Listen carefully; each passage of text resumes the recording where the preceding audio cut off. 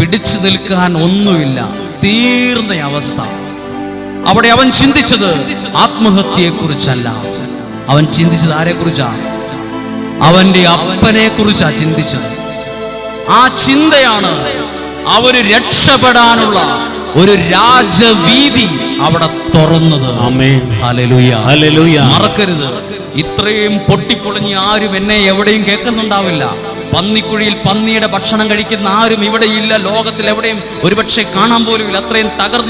അത്രയും തകർന്ന ഈ മനുഷ്യനെ ദൈവം രക്ഷപ്പെടുത്താൻ ഒരു രാജവീതി ഒരുക്കിയത് എപ്പോഴാണെന്നറിയാമോ?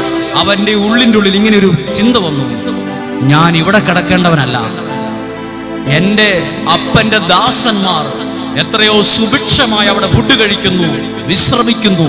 ആ ചിന്തയാണ് അവന് രക്ഷപ്പെടാനുള്ള രാജവീതി തുറന്നത്. ഇവിടെ ഇരിക്കുന്നവരോ